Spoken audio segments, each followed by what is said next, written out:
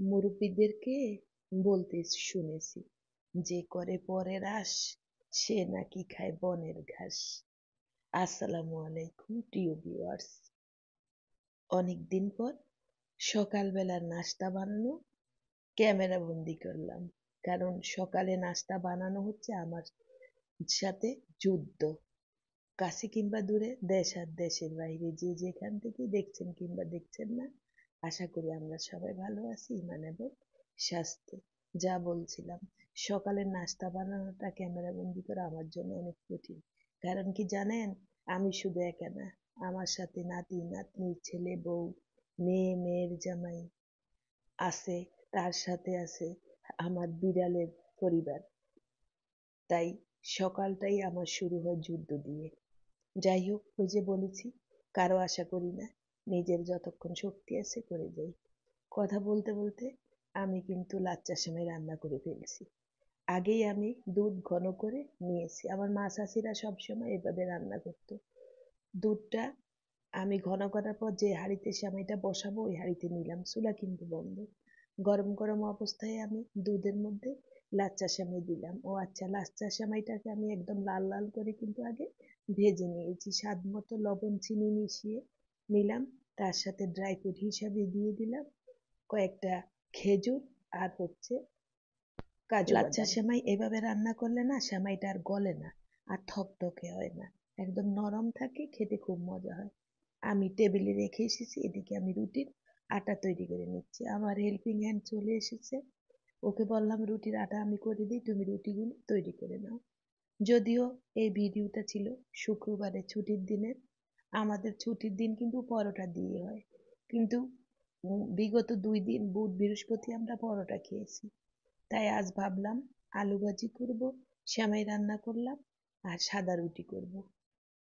তাই ঝটপট আমি সেমাই রান্না করে রুটির আটা করে দিচ্ছি। আর ওই যে রুটির আটার জন্য চুলায় পরিমাণ মতো পানি, স্বাদ মতো লবণ আর সামান্য তেল দিয়ে আমি কিন্তু ভালোভাবে সিদ্ধ করে নিয়েছি। তারপর চুলা বন্ধ করে আমি ময়দা দিয়ে সুন্দর সফট একটা আটা করে নিলাম। এইভাবে আটা করলে না, রুটিটা একদম নরম থাকে।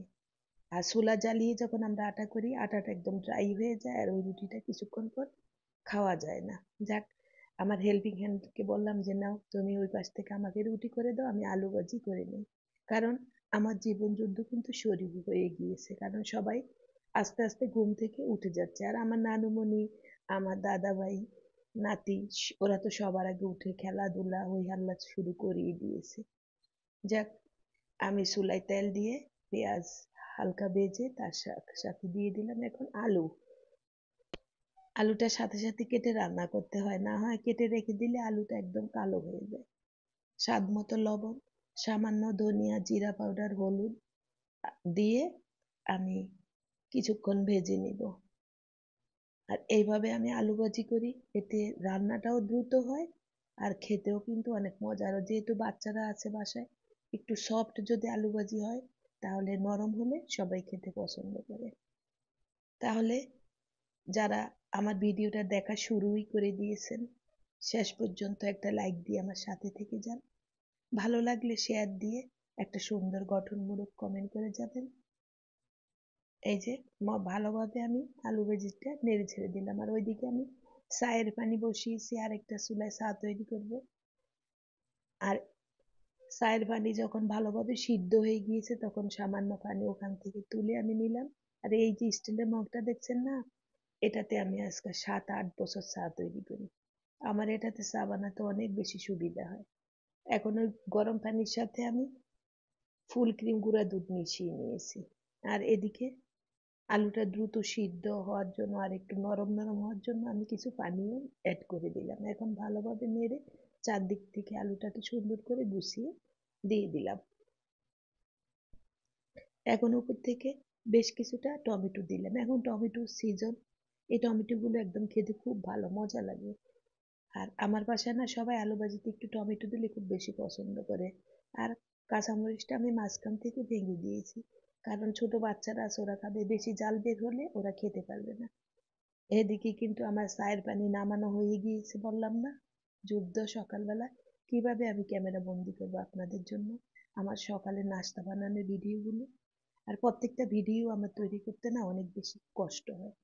আর যদি ঘরের মেয়ে বউরা চাকরিজীবী হয় আর মা যদি একা সামলাতে হয় ঘরের সবকিছু, সেটা তো আপনারাই ভালো বুঝেন কতটা প্রেশার পড়ে আমার উপরে। যাই হোক, তারপরেও ছেলে বউ, মেয়ের জামাই, নাতিপুতি নিয়ে আমার সুন্দর একটা সংসার। আলহামদুলিল্লাহ, আমি ভালো আছি। সবাই দোয়া করবেন আমার পরিবারটা যেন এভাবেই সুন্দর থাকে, ভালো থাকে এবং সুস্থ নিরাপদে থাকে। সাময়িক কিছু কষ্ট হয়ে যায় যখন আমার হেল্পিং হ্যান্ড থাকে না। আর যারা আমার পুরাতন ভিউয়ার্স তারা জানেন, নতুন বাসায় আসার পর থেকে আমার হেল্পিং হ্যান্ড চলে গিয়েছে। দীর্ঘ 1 মাস আমি অনেক কষ্ট করেছি, আমার শরীর ভীষণ অসুস্থ হয়ে গিয়েছে। আলহামদুলিল্লাহ, আল্লাহর অশেষ মেহেরবাড়িতে আমি এখন একজন হেল্পিং হ্যান্ড পেয়েছি। মোটামুটি হেল্পিং হ্যান্ড ভালো, কাজকর্ম আমার পছন্দ মতো করে। যাক, যতদিন থাকে। এখন উপর থেকে ধনিয়া পাতা ছড়িয়ে দিলাম, আর আলু ভাজি কিন্তু আমার হয়ে গিয়েছে, একদম সফট হয়ে গিয়েছে। আলু ভাজি নামিয়ে আমি এদিক দিয়ে রুটি সেঁকে নিব। হেল্পিং হ্যান্ড রুটি এইভাবে বেলে বেলে আমাকে প্লেটে দিচ্ছে, আর আমি টেবিলে রুটি সেঁকে দিয়ে আসবো। আর গরম গরম রুটি খেতে না বেশি মজা। রুটি সেঁকে যদি আমরা হট পটে রেখে দেই, কিছুক্ষণ পর বা 1-2 ঘন্টা পর খাই, খাওয়া যায়, সফট থাকে, নরম থাকে। কিন্তু রুটি ভাজার যে একটা গ্রান আছে না, তাওয়া থেকে উঠানোর পর যে একটা সুন্দর গ্রান, সেটা কিন্তু পাওয়া যায় না। আর সবগুলো রুটি না কি সুন্দর ফুলে ফুলে উঠছে, দেখেন না? আর রুটির কালারটাও তো কত সুন্দর, তাই না? এইরকম রুটি খেতে কার না মন চায় ভিউয়ার্স? ও আচ্ছা, একটা কথা বলতে তো ভুলেই গিয়েছি। আমার বাসার সবার ডায়লগ হচ্ছে, সকালের নাস্তাটা যদি ফিটফাট ভালো মতো না হয়, সারাটা দিনে যেন তাদের ভালো কাটে না। আর আমার ছেলে তো সকালবেলার নাস্তা একটু ভালোভাবে খেতে পছন্দ করে, কারণ সে কখনোই দুপুরের খাবার খায় না। সে খাবার খায় রাতে একবার, তাই তার সকালের নাস্তাটা একটু ভালো হতে হয়। রুটিগুলো আমি সেঁকে টেবিলে দিলাম। এদিক দিয়ে আমার আনাইসা নানুমণি বলল, নানু আমি রুটি খাবো না, আমি পরোটা খাবো। বললাম, নানু গত 2 দিন আমরা পরোটা খেয়েছি, এখন তো পরোটা বানাই না আজকে। আর কাজের লোকরা তো প্রতিদিন পরোটা বানাতেও চায় না। তারপরে কি আর করা, রুটি দিয়ে ওকে 2টা পরোটা আমি ভেজে দিলাম। অবশ্য এইভাবে রুটি তৈরি করে পরোটাও তৈরি করা যায়, মন্দ হয় না। তবে সুন্দরভাবে আয়োজন করে পরোটা করলে সেটার স্বাদ কিন্তু আলাদা। আর পরোটার অনেক রেসিপি আমার চ্যানেলে দেওয়া আছে। যাক, আনাইসাকে আমি খুশি করে দিলাম 2টা পরোটা সেকে। এদিক দিয়ে আমার চা কিন্তু হয়ে গিয়েছে।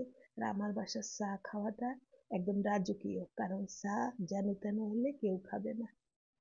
তাই অনেকক্ষণ পর্যন্ত চায়ের পানি সিদ্ধ করা বা চুলার মধ্যে গাঢ় করা লিকারটা আমার এরকম ভাবে চা বানাতে হয়। এদিকে আমি দুধের সাথে চিনিও দিয়ে দিলাম। দেখেন লিকারটা কি লোভনীয় কালার হয়েছে, ঠিক না? আসলেও আমিও কিন্তু চা যদি ভালো না হয় আমার ভালো লাগে না।